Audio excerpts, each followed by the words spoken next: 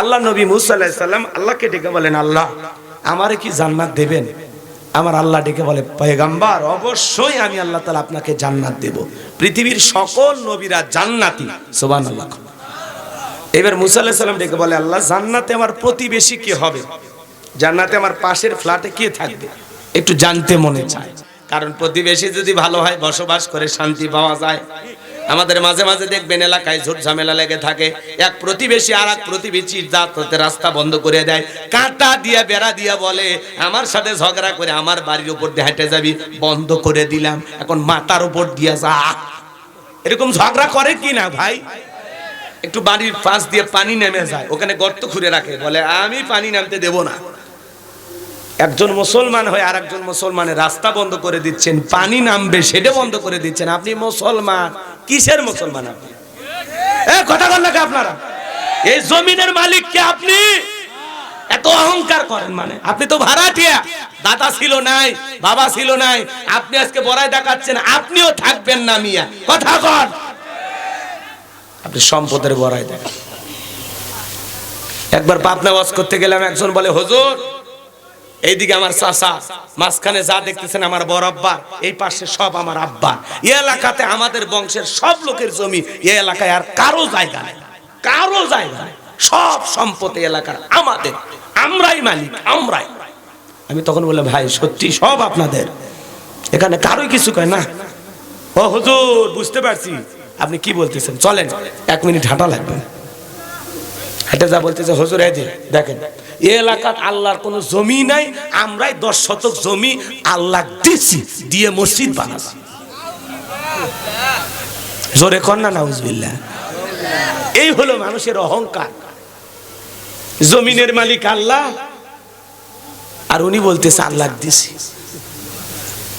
এরকম মুসলমান আছে না? না, বড়াই করবেন না, বড়াই করবেন না।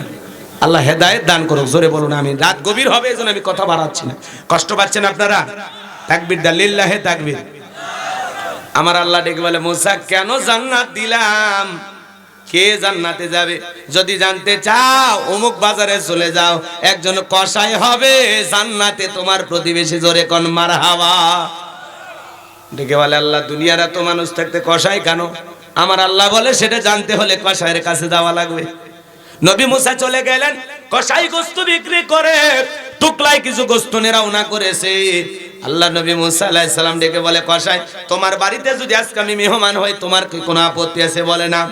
এবার মুসা আলাইহিস সালাম মেহমান হয়ে গেলেন। কসাইয়ের বাড়িতে যাওয়ার পরে কসাই সুন্দর করে গোশতগুলো রান্না করে একটা বাটির মধ্যে গোশত নিয়া কিছু উঠি নিয়া, আমার ভাইয়েরা তার জনম দুঃখের মা চোখে দেখতে পারে না, অন্ধ মায়ের মুখে খাবার তুলে তুলে দিচ্ছেন। সুন্দর করে মারে খাওয়ানোর পরে আহারে নিজের পরনের কাপড় দিয়া মায়ের মুখটা মুছে দিলেন। এইবার দুঃখিনী মা 2টা হাত তুলে দোয়া করে বলে, আল্লাহ আমার ছেলেটা আমার এত সেবা করে, এত খেদমত করে, আল্লাহ আমার ছেলের উপরে আমি বড় খুশি। ও আল্লাহ আমি দোয়া করি এই জামানার নবী মুসা যেই জান্নাতে থাকবে, আমার ছেলেটাকেও তুমি ওই একই জান্নাতে কবুল করে নিও। চিৎকার মেরে বলুন মারহাবা। এবার নবী মুসা আলাইহিস সালাম কাছে যখন কসাই চলে আসলেন, ডেকে বলে, মহিলা দোয়া করলো কে? বলে, আপনি মন খারাপ করবেন না, ওইটা আমার মা প্রতিদিন দোয়া করে আল্লাহ যেন জামানার নবী মুসার সাথে আমার একই জান্নাত দেয়। আপনি বলেন কই জামানার নবী মুসা আর কই আমার মতো সামান্য কসাই আল্লাহকে এই দোয়া কখনো কবুল করতে পারে? নবী মুসা ডেকে বলে, কসাই রে আমি বললাম জামানার নবী মুসা তোমার মায়ের দোয়া আল্লাহ কবুল করেছেন, আল্লাহ নিজে জানিয়ে দিয়েছেন আমি যেই জান্নাতে থাকবো সেই জান্নাতের পাশের ফ্ল্যাটে আল্লাহ তোমাকেও জায়গা করে দিয়েছে শুধুমাত্র তোমার মায়ের দোয়ার কারণে। আল্লাহু আকবার। মায়ের খেদমত করার কারণে একজন কসাইকে আল্লাহ যদি মুসা নবীর সাথে জান্নাত দেয়, সেই মায়ের খেদমত করার দরকার আছে না? না। এক সাহাবী মায়ের খেদমত করত, এই জন্য আল্লাহ তাআলা ওই সাহাবীর কণ্ঠটা এত পছন্দ করতেন, জান্নাতের ভিতরে এই সাহাবীর কণ্ঠের তেলাওয়াত শোনা যেত। সুবহানাল্লাহ, একটু জোরে বলেন। এই জন্য বাজান পিতা মাতার খেদমত করা লাগবে। মা বাবা দোয়া করলে কপালটা খুলে যাবে। যুবকরে বুলেট মারলে বুলেট মিস হতে পারে, কিন্তু মায়ের দোয়া কখনো মিস হবে না। কথা বলে ঠিক কিনা? এজন্য আল্লাহ বলেন ওয়াকাদা রাব্বুকা আল্লা তা'বুদু ইল্লা ইয়্যাহু ওয়া বিল ওয়ালিদাইনি ইহসানা। আল্লাহ বলেন আমার ইবাদত করো, আমার গোলামি করো, আমার ইবাদতের সাথে কাউকে শরীক করো না। আমার ইবাদতের পর তোমাদের দায়িত্ব হলো মাতা পিতার খেদমত করা, তাদের সাথে উত্তম আচরণ করা, ভালো ব্যবহার করা। এজন্য যুবক তোমাদের পায়ে হাত দিয়ে অনুরোধ করে বলে যায়, খবরদার খবরদার কোনদিন মা বাবার মনে কষ্ট দিও না রে যু। মা বাবার চাইতে আপন কেউ নাই দুনিয়াতে, সবাই ভালোবাসে স্বার্থের কারণে, মা বাবা ভালোবাসে নিঃস্বার্থ ভাবে। ওই মা বাবার মনে কখনো কষ্ট দেওয়া যাবে না। কোন কোন যুবক পিতামাতার খেদমত করে তাদের মুখে হাসি ফুটায় জান্নাত অর্জন করতে চাও, দুইটা হাত তুলে আল্লাহকে দেখা। আল্লাহ তাআলা আমাদের সবাইকে পিতামাতার খেদমতকারী সন্তান হিসেবে কবুল করুন। জোরে বলুন আমিন। আর একটু জোরে বলুন আমিন। পিতামাতার খেদমত করবেন তো ইনশাআল্লাহ। হাত নামান। অনেকে ওঠা বসা করতেছেন দুই একজন, এই বললেন 12টা 1টা 2টা 3টা ফজর, কি আবেগ গেছে? মা বাবার খেদমতের কথা বলে অনেকে রাগ করে উঠে চলে যায়। এ ভাই, আজকে 95% পরিবারে মা বাবা হলো অবহেলিত, লাঞ্ছিত, বঞ্চিত, নিগৃহীত। কথা বলা ঠিক কিনা? এই দুঃখের কষ্টের কথা মা বাবা দুনিয়ার কারো কাছে বলতে পারে না। এজন্য যুবক, বইয়ের ভালোবাসা বইয়ের কাছে, মায়ের ভালোবাসা মায়ের কাছে, ব্যালেন্স করে চলতে হবে। কারো প্রতি অবহেলা করার সুযোগ নেই। একটা হলো জননী আর একটা হলো জীবন সঙ্গিনী। কথা বলেন না কেন? একটা হলো তোমার বাচ্চার মা আর একটা হলো তোমার মা, তোমার যে তোমাকে জন্ম দিছে। কেমনে পারিস মায়ের সাথে খারাপ ব্যবহার করতে? যুবক, তোর কলিজায় কি কাঁপে না? কেমনে মারে গালি দিতে পারিস? কেমনে? কিছু কিছু কপাল পোড়া যুবক মা বাবাকে তাড়িয়ে ঘর বাড়ি থেকে বের করে দেয়, বৃদ্ধাশ্রমে পাঠায়া দেয়। যারা মা বাবাকে বাড়ি ঘর থেকে তাড়িয়ে দিয়েছে, ও নিজের ভাগ্য থেকে জান্নাতকে আলাদা করেছে। কথা বলে ঠিক কিনা? মা 10 মাস 10 দিন গর্ভে ঠাই দিয়েছে, প্রসবের যাতনা সহ্য করেছে, 2-2.5 বছর বুকের দুধ পান করেছে, নিজে না খায়া আমাদের মুখে খাবার তুলে দিয়েছে। সেই মানুষটির নাম হলো মা। মা এক অক্ষরের একটি শব্দ মা। মনে হয় দুনিয়ার সব মধু একটা নামের মধ্যে আছে। কোনো দিন ফেলায় দেয় নাই। অসুস্থ ছিলাম, গলা টিপে মারে নাই, বরং তাহাজ্জুদ পড়ে দোয়া করে বলেছিল, আল্লাহ আমার কলিজার ধনটা অসুস্থ, মালিক দুনিয়ার ডাক্তার ঔষধ সব তো খাওয়াইতেছি, কেন জানি ভালো হয় না। আল্লাহ আমার ছেলেটারে ভালো করে দাও। আমি মায়ের হায়াত নিয়ে বলেও আমার ছেলেটারে তুমি বাঁচায়া দাও। এই ভালোবেসে যে মা দোয়া করেছিল, কেমনে পারো রে যুবক সেই মায়ের মনে কষ্ট দিতে? আল্লাহ বলেন ওকুল্লাহুমা কওলান কারীমা। মা বাবার সাথে সম্মান সূচক আচরণ করো, বিনয়ী হও, নম্র ভদ্র হয়ে কথা বলো। আজকে আমরা বন্ধুর দাম বুঝি, মা বাবার দাম বুঝি না। জোরাতালি দাও বন্ধু এসে বাড়িতে ভিআইপি খানা খায়া যায়, পাশের বাড়িতে মা বাবা থাকে, তাদের ভাগ্যে এক প্লেট ভালো খাবার জোটে না। কথা বলে না কেন? নিজে দামি খাবার খায়, পাশে আপন ছোট ভাই বসবাস করে, তার ঘরে এক প্লেট খাবার যায় না। বন্ধুর দাম বুঝি। এক শিক্ষিত লোকের গল্প পড়েছিলাম, বাড়িতে অনেক ভিআইপি খাবার দাবার হয়েছে, একটা ভাঙ্গা প্লেটে ছোট ছেলেটাকে বলতেছে, বাবা এটা তোমার দাদু ভাইকে দিয়ে আসো। এখনকার বাচ্চারা তো কম্পিউটার, ডেকে বলে, আব্বা এটা আমরা খাবো, এত ভালো খাইলাম তো দাদুর জন্য এটো খাবার, ব্যাপারটা কি? তখন বলতেছে, তোমার দাদুর বয়স হয়ে গেছে, এইটাই তোমার দাদু খাবে, যাও। ছেলেটা তখন বলতেছে, আব্বা আমি প্লেটটা যত্ন করে রেখে দেব, যখন দাদুর মতো তোমার বয়স হবে এই প্লেটে করে আমি তোমাকে খাইতে দেব। শিক্ষিত মানুষ বিবেকের দরজায় ধাক্কা লাগছে, বলে, বাবা কলেজ বিশ্ববিদ্যালয়ে যা শিখতে পারি নাই আজকে তোর কাছে তাই শিখলাম। ছেলেটাকে বুকে জড়ায় নিয়ে বাবাকে যে স্টোরুমে ফেলায় দিয়েছিল ওখান থেকে নিয়ে যায় বিল্ডিং এর উপরে তুইলা বাবারে সুন্দর করে গোসল করায়, বাবার শরীরে নতুন জামা পরায়া দেয়। বিবি এসে বলতেছে, কি ব্যাপার এই বৃদ্ধ মানুষটার সাথে এরকম করতেছেন, ব্যাপারটা কি? এই বুইরা বেটার আবার ওপর তুলেন, কারণটা কি? তখন বলতেছে, শোন আজ থেকে আমরা যা খাবো বাবা তাই খাবে, আমরা যা পরবো বাবা তাই পরবে, আমরা এই রুমে ঘুমাবো, পাশের রুমে বাবা ঘুমাবে, আজ থেকে যদি করিস বাবার সাথে বাড়াবাড়ি পাঠাইয়া দিব 1 2 3 তোরে বাপের বাড়ি। বিয়ে করে বাসর ঘরে বউ পেয়ে পাগল হলে হবে না, বাসর ঘরে 50 বছরের প্ল্যান করা লাগবে। বউকে বলতে হবে যতদিন মা বাবা জীবিত থাকবে এক পাতিলে রান্না হবে, পাতিল আলাদা হবে না। বউকে বলে যে আমার মা বাবা কষ্ট পায় এমন কোন আচরণ কোনদিন করবা না। শাশুড়ি যারা আছেন তারা শোনেন, ছেলের বউকে যদি মেয়ের মতো মনে করে, নিজের মেয়ের মতো ভালোবাসেন, আর যদি বউগুলো ডিজিটাল বউগুলো শাশুড়িকে নিজের মা ভাবতে শুরু করত, নিজের মায়ের মতো ভালোবাসতো, তাহলে সংসারগুলোতে বউ শাশুড়ির যুদ্ধ থাকতো না।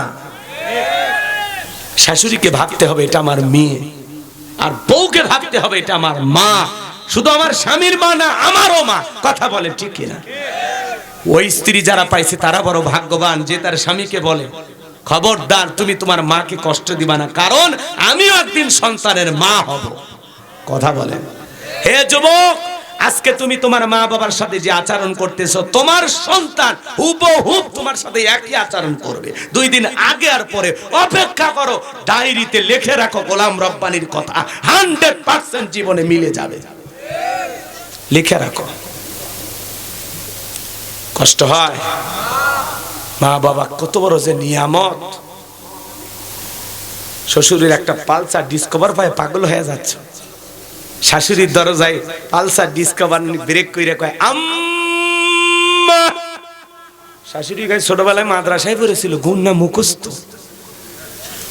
শ্বশুরের সামনে মোটরসাইকেল থামায় ডাক দেয় আব্বা কেমন আছেন, আব্বা কি খেয়েছেন, আব্বা কোথায় যাচ্ছেন। শ্বশুর কয় মারাত্মক জামাই পাইছি। আব্বা কইতে কইতে মুখের ভেনা তুলে ফেলে দেয়। ছোটবেলায় মাদ্রাসায় পড়েছিল, কলকলার সব হরফ মুখস্থ, একবারে মাখরার সই, মাখরাজের সহিত আদায় করে। কি বলেন? বিয়ের পরে শ্বশুর শাশুড়ি হয়ে যায় আব্বা আম্মা, আর মা বাবা হয়ে যায় বুড়ে বুড়ি। তোর কপালত লাত্তি আর গুড়ি, মরার পরে ফেরেশতারা বাইরে ফুটে করবে ভুরি, জাহান্নামে হবে তোর বসত বাড়ি। আল্লাহ রাসূল বলেছেন হুমা জান্নাতুকা ওয়া নারুকা, তোমার পিতা মাতাই তোমার বেহেশত, তোমার পিতা মাতাই তোমার দোজখ। হে যুবক, সেই মা বাবার মনে কখনো কষ্ট দেওয়া যাবে। বৃদ্ধ বয়সে বাবার একটু চা, বাবার একটু ঔষধ, এটুকু দিতে পারলো না। তোমার 22 বছর 25 বছর এই বাবা মাথার ঘাম পায়ে ফেলে স্কুলে পড়াইছে, কলেজে পড়াইছে, মাদ্রাসায় পড়াইছে, ভুলে গেলি অতীতের কথা? পিকনিক কার টাকা দেখাইছিলি মনে নাই তো? তোর শরীরের সুন্দর সুন্দর জামা কে কিনে দিয়েছিল? এই বৃদ্ধ বাবা। আজকে ভুলে গেলি শীতের দিনে বাবার একটা কম্বল কিনে দিতে পারিস না, শীতের দিনে বাবার শরীরে এক সেট জামা কিনে দিতে পারিস না। অথচ যখন শীতের মৌসুম আসতো, মা বাবাকে বলতো ও মুখের বাবা আমার ছেলে শীতের পোশাক লাগবে, আমার সন্তানটার কষ্ট হয়। বাবা সারা দিন মানুষের বাড়িতে কাজ খোঁজে, কাজ পায় না, বন্ধুর হাতে পায়ে ধরে ধার চাই, দোস্ত আমার 1000 টাকা দে, আমার ছোট্ট ছেলেটার শীতের জামা লাগবে, আমি 2 দিন পরে পরিশ্রম করে তোরে দিয়ে দেব। বাবা মানুষের হাতে পায়ে ধরে তোমার আমার জন্য শীতের পোশাক 2টা কিনে নিয়ে আসছে। মা চাইছে একটা, বাবা কিনে নিয়ে আসছে 2টা। স্ত্রী বলে অভাবের সংসার, আমি চাইছি একটা, কেন 2টা আল্লাহ? বাবা বলে আমার ছেলেটারে আমি যে কত ভালোবাসি, তুমি তো জানো না রে, 2টা কেন, মনটা তো চাই ছেলেটার জন্য কলিজাটা কাইটে দে, কলিজাটা কাইটে দে। আজকে সেই মা বাবাকে আমরা কষ্ট দিই, আমাদের চাইতে বড় বেঈমান, আমাদের চাইতে বড় স্বার্থপর আল্লাহর দুনিয়াতে আর কেউ হতে পারে না। ওই বাবা নিজে সেরা কাপড় পরে থাকতো, আমাদেরকে ভালো পোশাক পরায় রাখতো। আমরা স্কুলে যাব, মাদ্রাসায় যাব, মানুষ যেন বলতে না পারে। আজকে সেই মা বাবা আমাদের কাছে অবহেলিত। যুবক, মা বাবা দোয়া করলে তকদিরটা খুলে যাবে। রিক্সা চালক, ভ্যান চালক থেকে আল্লাহ কোটিপতি বানায়া দিবে। আর মা বাবা যদি বদ্ধ অভিশাপ দেয়, কোটি টাকার মালিককে আল্লাহ ফকির বানায়, রাস্তার ভিক্ষুক বানায় ছাড়বে। এই জন্য খবরদার, মা বাবার মনে কখনো কষ্ট দিও না। আমি এই শেষ বেলায় তোমাদের পায়ে হাত রাখলাম, আমার দুইটা হাত তোমাদের পায়ে রাখছি। যুবক, হাত তুলে ওয়াদা দাও, কোনো দিন মা বাবার মনে কষ্ট দিবা না, কোনো দিন না। আজকের পর থেকে কোনো দিন চোখ রাঙাবা না, কোনো দিন গালি দিবা না, কোনো দিন খারাপ ব্যবহার করবা না। মা বাবা কষ্ট পায়, এমন ব্যবহার কোনোদিন করবা না। আল্লাহ আমার যুবক ভাইদের হেদায়েত দান করুন। আজকের মাহফিল হেদায়েতের ওসিলা বানায় দেন। জোরে বলেন না আমিন। আমার ভাইয়েরা, মা কি যে নিয়ামত, কি যে নিয়ামত। রাত 2টা 1টার দিকে ফোন দেন, ফোন ধরে। বউরে ফোন দিলে ধরে না। যদি পরে জিজ্ঞাসা করা হয় কেন ধরল না, কই ঘুমাইছিলাম। আর মারে ফোন দেন, বলে বাবা বয়স হয়ে গেছে, ঘুম আসে না, তোর টেনশন হয়, বাইরে থাকস, কি করো না করো, কখন ফোন দাও। আহা, মা কারে বলে, মা কারে বলে। আল্লাহ আমাদের হেদায়েত দান করুক। এটা জোরে বলেন আমিন। রক্তে ভাসিয়া যাতনাই কাঁদিয়া আনলে মাগো আমায় এই দুনিয়ায়, তোমার ঋণ আমি কি দিয়ে শোধাই মাগো, তোমার ঋণ আমি কি দিয়ে শোধাই। দেখেছি পৃথিবীতে প্রথম মায়ের মুখ, পেয়েছি ভালোবাসায় পূর্ণ মায়ের বুক। বলতে পারি না কথা, মা বোঝে আমার ব্যথা, বলতে পারি না কথা, মা বোঝে আমার ব্যথা। তাই তো রেখেছো মা বুকেতে জড়াই, তোমার ঋণ আমি কি দিয়ে শোধাই মাগো, তোমার ঋণ আমি কি দিয়ে শোধাই। কখনো গভীর রাতে উঠলে আমি কেঁদে, বুকে মা শক্ত করে রাখতো আমায় বেঁধে। তোমার ওই দুধের দাম কে দেবে প্রতিদান, এই দুনিয়ায় মাগো আজ মেলে নাই। তোমার ঋণ আমি কি দিয়ে শোধাই মাগো, তোমার ঋণ আমি কি দিয়ে শোধাই। বিদেশে সন্তানের যদি বিপদ হয়, দুঃখিনী মায়ের অন্তর কবু কান্দা কয়। কোথায় আছো মাওলায় আমার, খুলে দাও দয়ার দুয়ার, আদরের মানিক আমি বুকে ফিরে চাই। তোমার ঋণ আমি কি দিয়ে শোধাই মাগো, তোমার ঋণ আমি কি দিয়ে শোধাই। রক্তে ভাসিয়া যাতনাই কাঁদিয়া আনলে মাগো আমায় এই দুনিয়ায়, তোমার ঋণ আমি কি দিয়ে শোধাই মাগো, তোমার ঋণ আমি কি দিয়ে শোধাই। তো জোরে কন্যা মার হবা। থাক, আর আলোচনা না করি, বাকি আয়াত থাক। হুজুর কি বলে, এরা যে কথা দেশের কথাই কয় না, চলবে। লিল্লাহে তাকবীর। এই আওয়াজ 5 মিনিট জোরে দেন, লিল্লাহে তাকবীর। তাহলে মায়ের দোয়ার কারণে মুসা নবীর সাথে একটা কসাই যদি জান্নাতে যায়, সেই মায়ের দোয়ার পাওয়ার আছে না নাই? আমি হুজুর দোয়া করলে কবুল হইতেও পারে, নাও হইতে পারে, কিন্তু মা দোয়া করলে কবুল হবে, গ্যারান্টি আছে না নাই? এই জন্য দুনিয়াতে বিশ্বাস খুঁজে লাভ নাই। সন্তানের জন্য সবচাইতে বড় পীর হলো মা বাবা। মা বাবার দোয়া নাও। জীবনে সফল হতে চাইলে, আজ পর্যন্ত জীবনে যত মানুষ সফল হয়েছে, পেছনে মা বাবার দোয়া। সে মা বাবার দোয়া নিতে রাজি আছি তো ইনশাআল্লাহ। আল্লাহ কবুল করুন। ডক্টর মিজানুর রহমান আজহারি বলেন, আর আমির হামজা বলেন, আর গোলাম রব্বানী বলেন, আর আল্লামা মামুনুল হক বলেন, আর আল্লামা সাইদি বলেন। এই যে দুনিয়াতে এই মানুষগুলোর নাম আপনারা শুনতেছেন, সারা দুনিয়ার মানুষ এদের নাম জানে। কেন? মা বাবার দোয়ার কারণে। কথা বলে ঠিক কিনা? পিতা মাতা দোয়া করেছে, আল্লাহ সম্মানের জায়গায় বসাইছে। ডক্টর মিজানুর রহমান আজহারি ভাই আগামী 27শে ডিসেম্বর কক্সবাজার পেকুয়াতে মাহফিল দিয়ে বাংলাদেশে আবারও নতুন করে 4.5 বছর পরে কোরআনের মাহফিলে আবার তাফসীর প্রোগ্রাম শুরু করবেন। আল্লাহু আকবার বলেন। আল্লাহ পাক যেন প্রিয় ভাইকে আগের চাইতে আরো বেশি সুন্দরভাবে দাওয়াত দেওয়ার তৌফিক দান করেন। এদেশে কোটি কোটি তার ভক্ত, যুবকেরা তার ওয়াজ বলতে পাগল, কথা বলে ঠিক কিনা? আমাদের প্রিয় মানুষ, প্রিয় মুফাসসির, প্রিয় দ্বীনের দায়ী, আমাদের প্রিয় ভাই ডক্টর মিজানুর রহমান আজহারীকে আল্লাহ পাক সুস্থতার সহিত নেখায়াত দান করুন, তার কণ্ঠকে সারা বিশ্বের জন্য কবুল করুন। জোরে বলুন আমিন। আমরা কোরআনের পাকে আল্লামা সাঈদী হুজুরকে হারিয়েছি, মিজানুর রহমান আজহারী ভাইকে আল্লাহ পাক যেন সাঈদী সাহেবের যোগ্য উত্তরসূরি হিসেবে কবুল করেন। একটু জোরে বলুন আমিন। তার কথার ভিতরে কিন্তু পরিষ্কার কিছু তথ্য পাওয়া যায় এবং চমৎকার আলোচনা করেন। কি কণ্ঠ, কি চেহারা, যেমন চেহারা তেমন কণ্ঠ, কি নাই, এত সুন্দর লাগে, কথা বলেন ঠিক কি না? এরকম হাজার হাজার মিজানুর রহমান আজহারী দরকার বাংলাদেশে, কথা বলেন ঠিক কি না? আল্লাহ কবুল করুন। জোরে বলুন আমিন।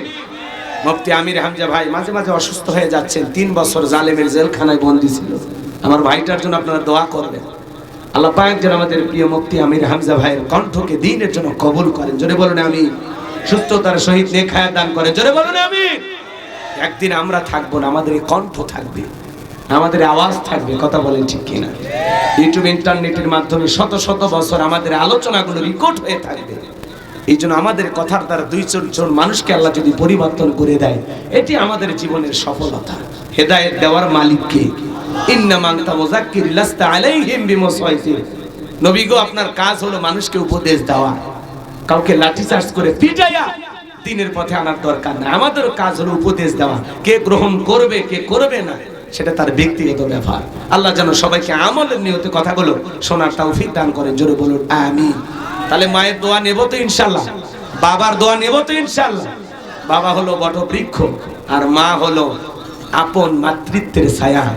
এই দুইটা মানুষকে যাবে না কখনো ভোলা, কথা বলেন ঠিক কিনা?